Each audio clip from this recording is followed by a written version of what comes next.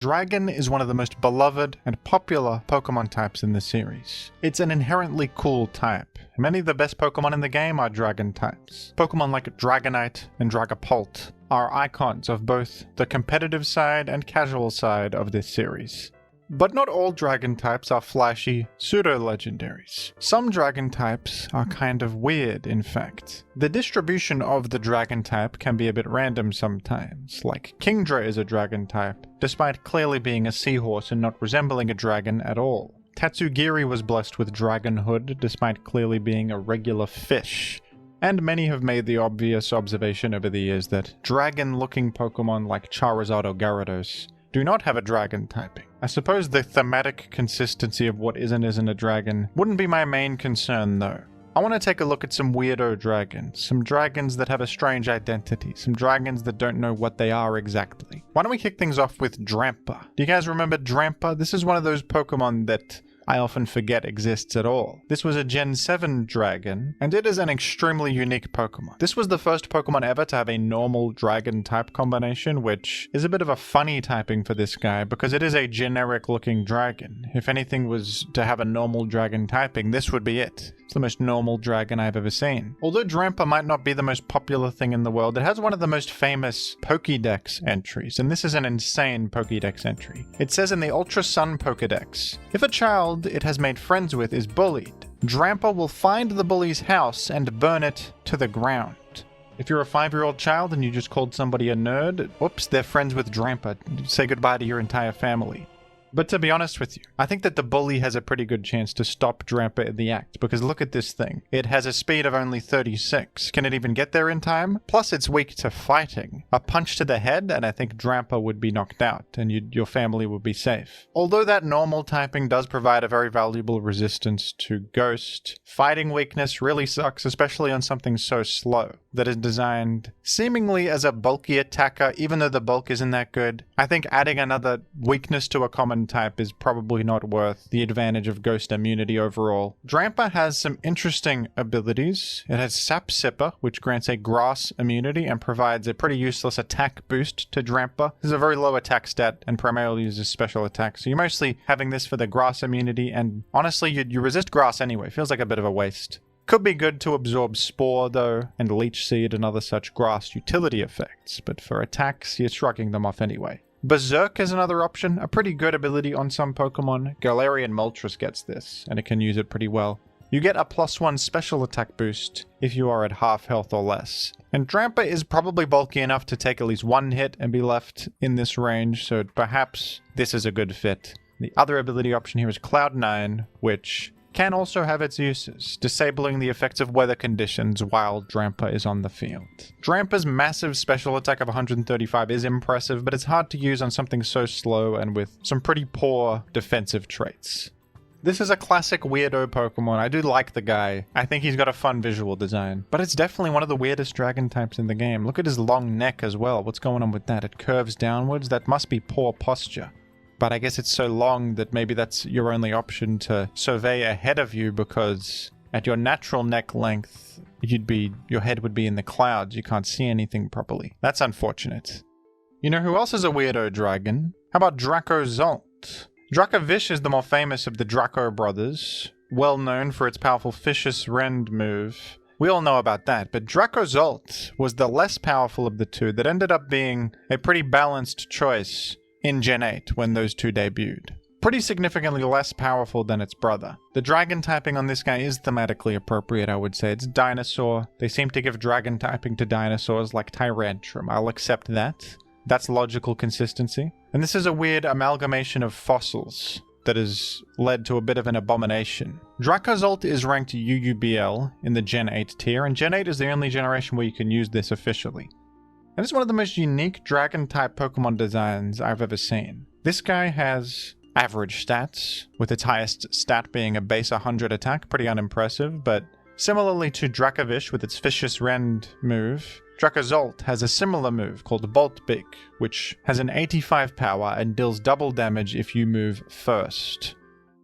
Moving first makes this a 170 power electric move, and that's the whole reason to use Dracozolt. This is much more balanced than Vicious Rend, for a couple reasons. First of all, it's not buffed by Strong Jaw like Vicious Rend is. Dracozolt does not have an ability that just buffs the damage of this even further. Also, Electric is a bit easier to answer because there are plenty of electric immune Pokemon in the metagame. Ground types are totally immune to electric, and so are Pokemon with Volt Absorb or Lightning Rod, which there are quite a few of. Dracozolt also has the ability Sand Rush, which grants double speed in the sand. Kind of a perfect ability on this to allow it to move first for that Bolt Beak activation. Be a bit of a late game cleanup Pokemon on sand teams. Some other ability options for this are Volt Absorb, which grants electric immunity. That can be okay. And Hustle, which is a more of a gambler's option. This means that you get 1.5x damage on physical attacks, but your accuracy on physical attacks is reduced by 0.8 times. This trade-off is often not worth it. Despite a significant damage boost, you miss all the time with Hustle. That's a pretty noteworthy decrease in accuracy. But you can use this if you want to just have Dracozolt be a more straightforwardly powerful wall breaker, not needing to be run on a sand team. The other options Dracozolt can use besides Bolt Beak are kind of interesting. A simple ground type will thwart Dracozolt a lot of the time, so if you're running Dracozolt, often the game plan is to lure in and eliminate their ground type. Often that's a Landorus Therian, sometimes Garchomp or Excadrill, and you do at least have some moves that can chip them decently. Dracozolt wants to invest in a bit of special attack so that it can do a powerful stab Draco Meteor and hit the incoming Landorus Therian for decent damage. Your special attack isn't that high, but the power of this move and a bit of investment help you out. This also is nice for being able to hit Garchomp super effectively, who is one of the more common ground types in the game. Dracozolt also has Fire Blast to hit Excadrill with super effectively, and Steel types that might be trying to come in on Draco Meteor. And you have Earthquake as well for an attack on the physical side, which will hit a bit harder, oftentimes, due to your higher attack stat. Among other weather synergy Pokemon with abilities like Sand Rush, Chlorophyll, Swift Swim, etc., this is definitely one of the most unique, right? Most of them are just straightforward attackers like Kingdra, who just uses normal old special attacks, or Excadrill, same deal. Dracozolt is not even a ground rock or steel type, which is uncharacteristic of most Sand Rush Pokemon, and it has this massive Bolt Beak attack, which is the main source of its power. And it's got some weird options that aren't very complementary but do like enough to the switch ends to pressure them. And because Dracozolt is such a prediction-heavy Pokemon, some genius came up with this set. Dracozolt happens to have the move Fire Spin in its moveset, which is probably not something you would immediately think to use on this. It's a fire move that traps the enemy temporarily, dealing a minor damage over time effect. It's not that commonly used, but if you think about it, this is kind of a perfect option on Dracozolt because it prevents the need to predict as much. I mean, this Pokemon completely centers around the mind game between Bolt Beak and Draco Meteor and pressuring the ground types so that you can spam Bolt Beak. What if you were to substitute and just see where they go? This lets you get a free attack in there with the safety net of a substitute up. But also, if they happen to go to a passive Pokemon, like, for example, Clefable, you could Fire Spin against them behind this substitute, and then now that they're trapped, you got a guaranteed Bolt Beak. They can't switch out to a ground type now. You've caught them in a little bit of a web, haven't you? Fire Spin is a pretty nice way to guarantee Bolt Beaks against certain defensive switch-ins, not all of them, but many of them. I quite like Dracozolt design-wise. It's like a more balanced version of Dracovish that feels more manageable, and it can push advantages in unique ways. A very uniquely designed offensive threat. You know who else is a weird dragon type? Exeggutor Alolan. This is not a dragon, this is a tree. This is just a tree. I guess they are giving this a dragon typing because of its dinosaur adjacency, kind of. You could maybe compare this creature to something like a Brontosaurus, one of those long-necked dinosaurs. I almost think it evokes more of a giraffe, but I guess nobody asked me my opinion. Giving this a dragon typing is a bit of a weird one, but it's cool. It's cool that Exeggutor Alola can do a big stab Draco Meteor. I think that's a lot of fun. And now that I think about it, Exeggutor Alola actually has a lot in common with Drampa, in the sense that it's incredibly slow with only 45 speed, massive special attack, but it's also not that bulky and it can't take hits very well, as well as having a very vulnerable typing, even more so than Drampa, arguably, because of its weakness to Ice ×4. That is very bad. And unlike Drampa, you don't even have fantastic abilities. You've got Frisk, which is always a boring ability choice. I never like when a Pokemon gets Frisk. Give them something more interesting. This just identifies the held item of the opposing Pokemon. It is useful, but it's just boring. And the hidden ability is Harvest, which is what regular Executor gets as well. 50% chance to restore a berry that you have previously consumed, and 100% in the sun. Kind of a difficult ability to take advantage of on Executor Alola with, once again, it's a pretty unimpressive bulk to be taking hits and restoring berries repeatedly. Generally, you see them use Frisk because at least it has a chance to do something, and Choice Specs is the way to go on this. Its special attack is very good, and so is its move pool with Stab Draco Meteor, Stab Leaf Storm. These are very, very powerful stab moves with high damage output. You even have Flamethrower randomly as very good coverage. I mean, Steel types want to come in against you for certain because you are having trouble with your Stab types against Steels, but Flamethrower will hit them handily. One thing that Executor does have going for it is access to Trick Room, which is a pretty good fit on this Pokemon actually, because the guy has very poor speed, so with all your investment in HP, you are better at taking a hit, setting up Trick Room, and then you can immediately pose a threat with your high special attack and great special move pool. The Trick Room's pretty good on this. In Gen 8, this guy also got a pretty fun new option in the form of Teleport. Seems like there's a bit of crossover between the movesets of Executor and its Alolan form. Base Executor is a Psychic type, so Executor Alola does get random Psychic utility options like Trick Room and Teleport. If you stop and think about it, it is a bit weird, the concept of this big tree dragon creature teleporting out of the field. That is quite an image, but he can do it, and it is a good option for pivoting. And this is an option seen in low tiers of Gen 8 OU. I like Alolan Executor. It is a little bit of a boring Pokemon, I guess. It doesn't have very synergistic abilities, and it's mostly just a guy that clicks big moves. But it's also a big tree, which I appreciate. I like that it's very long. And this was the original weird long-necked dragon type that would eventually lead to the fan-favorite Raging Bolt, also known as Great Neck, who was a smash hit sensation. Alolan Executor walked so that Great Neck could elongate to heights never before seen. And for that I appreciate Executor Alola for its cultural impact primarily. You want to talk about weirdo dragons? Allow me to present to you Cyclizar, Gen 9 Bike Lizard Pokemon. This is their best idea ever. They have peaked with this one. There will never be anything better than Bike Lizard. And the dragon typing makes perfect sense. Komodo Dragon, that's a lizard as well. So it adds up perfectly in my mind. Cyclizar was once perhaps the most broken Pokemon in the game because it had access to this move right here, Shed Tail. Shed Tail is one of the most powerful utility moves that competitive singles has ever seen. This move will subtract half of your health when you use it. It's a significant cost, but it's well worth the cost because in doing so, you create a substitute and then you pass that substitute to an ally. This is incredibly good, as it gives you a completely safe way to pivot into an ally, often protecting them from incoming damage or status moves. And alongside mechanics like Aurora Veil, Light Screen, Reflect, and Parting Shot to weaken enemies and make this substitute last, as well as give them opportunities to boost, this was an incredible hyper offense enabler, and Cyclizar was everywhere. Even though the cost sounds like a lot, Cyclizar happens to have the ability Regenerator, which, upon switching out, restores 1/3 of your max HP. So you just heal most of the damage you took from Shed Tail, nullifying the cost of it significantly. Top of that, you are pretty fast, and you can get Shed Tails off quickly, with an impressive 121 base speed. Everything else about Cyclizar is quite average. I mean, its HP is bad, its defenses are bad, but it's got Shed Tail and the incredibly broken ability of Regenerator. It also happens to have Rapid Spin, which is very useful, and Knockoff. So in terms of flex utility slots, it actually has some really good stuff here.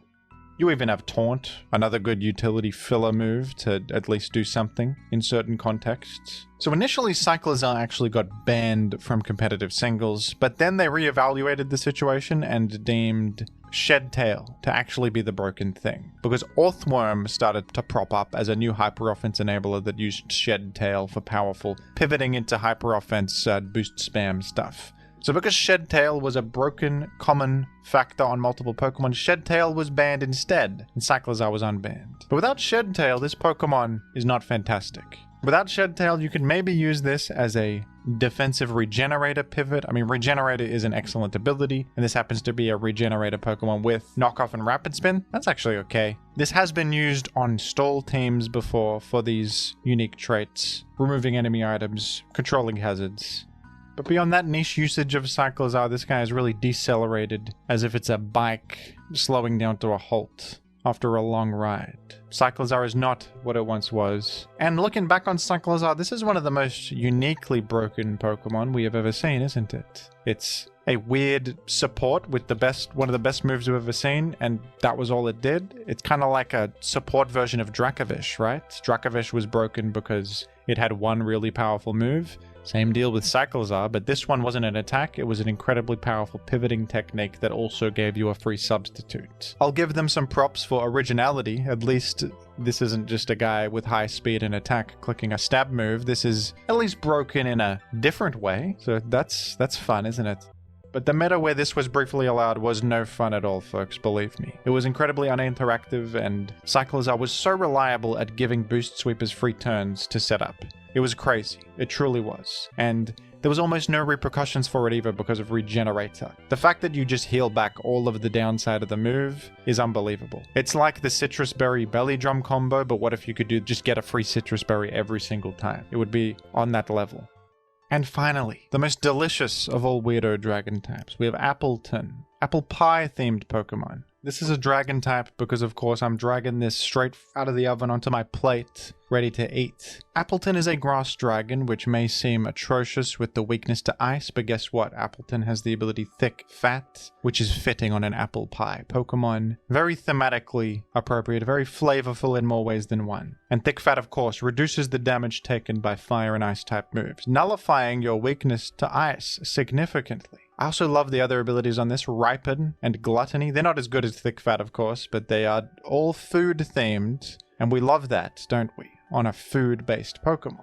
Appleton also has the unique move Apple Acid, which this evolution line gets access to. Apple Acid is a great attack, an 80 power special attacking grass type move that lowers the special defense of the enemy 100% of the time. A lot of grass types wish they had this, it's outstanding. And Appleton can function pretty well defensively with Recover for healing. Even got Dragon Tail for a bit of utility. You're a pretty good special wall or something, aren't you? With Thick Fat to aid you against incoming hits, and Grass Dragon resisting most of the other ones that you're worried about. Fairy weakness does suck, but you can patch that up elsewhere. Unfortunately, Appleton is kind of a middle-of-the-road Pokemon stats-wise. I think that everything about this guy's design is quite good. It's a well-executed concept. It's just at a lower power level than like a Dragapult or whatever. So Appleton is regrettably ranked in ZU at no fault of its own or at no fault of the designers. I think Appleton is a beautiful Pokemon, honestly. The concept is unique. All the gameplay traits fit with like everything about the Pokemon and how it looks. I think it's very harmonious.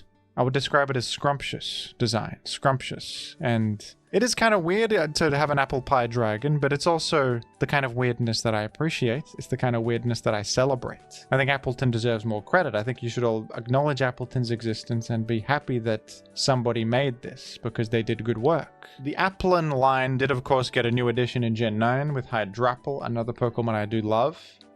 They keep returning to this because it's such a good idea. They're going to keep giving this branching evolutions because the idea of an apple dragon was a slam dunk. They're going to keep making them, and I'm all for it. In Gen 10, I want to see an apple Leviathan come into existence of some sort. That's going to be good. I mean, Flapple was also genius. Is this one of the most creatively excellent lines in recent memory? I think it is. I think the whole Applin line is just full of masterpieces. In a figurative and a literal sense, they cooked with this one. And that does it for my showcase of weird dragon types in the Pokemon franchise. What did you think of these? Who was your favorite? Let me know down below in the comments, and thank you for watching, as always.